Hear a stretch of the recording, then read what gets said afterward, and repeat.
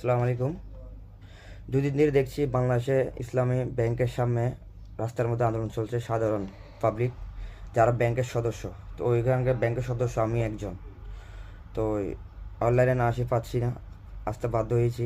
কেন? আমি দীর্ঘ 4 বছর ধরেই আরব আমিরাত থেকে, দুবাই থেকে আমি রেমিটেন্স পাঠাই ব্যাংকের মাধ্যমে। তো আগের বারে শুনেছি 100 কোটি টাকা বেড়ে ওই ব্যাংক থেকে চুরি করা হয়েছে। তো আমি চাই না যে ওই ব্যাংকের মধ্যে কোনো চোর বাটফার দুর্নীতিবাজ বসতে। কেন? বসলে তারা সবসময় চুরির ধান্দা থাকবে, কেন টাকাটা বাইরে পাচার করা যায়।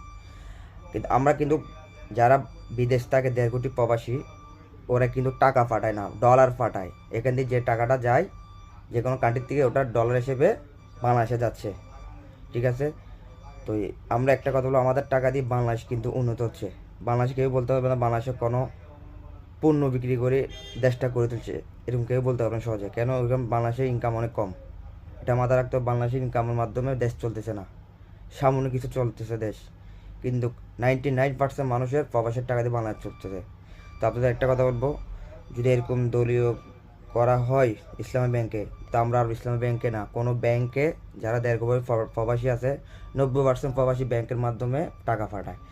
তো আমার বিশ্বাস কেউ টাকা পাঠাবে না। তো কেউ টাকা না পেলে দেশ কিন্তু প্রচুর ভয়াবহ অবস্থা যাবে, যেটা আপনারা কোনোদিন কাটিয়ে উঠতে পারবেন না প্রবাসীর টাকা ছাড়া। একবার যদি আমরা টাকা বন্ধ করি, ঠিকই আপনারা বুঝতে পারবেন যে প্রবাসী কী জিনিস। কেন? আমাদের মূল্যায়ন তো কোনো জায়গা হয় না, যে সরকার আসো কোনো মূল্যায়ন হয় না। ঠিক আছে? তো আমরা আপনাকে বলবো দলীয় গঠন না করার জন্য একজন যোগ্য ব্যক্তিকে দায়িত্ব দেওয়া হোক, জানি ঋণ খেলাপি এবং কোনো দুর্নীতিবাদের সাথে জড়িত না, ওরকম লোককে ইসলামী ব্যাংকে দায়িত্ব দেওয়া হোক।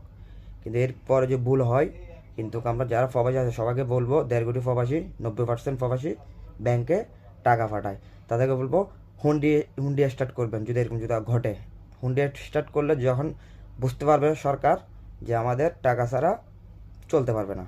তো আমরা চাই না বাংলাদেশ ধীরে ধীরে উঠক, কিন্তু এর ভিতর যে কোনো কিছু করে, আমরা 1.5 কোটি প্রবাসী যারা আছে, 90% প্রবাসী কিন্তু ব্যাংকের মাধ্যমে টাকা পাঠাবো না, হুন্ডি আমরা স্টার্ট করব। এটা বলে আমরা সাবধান করলাম।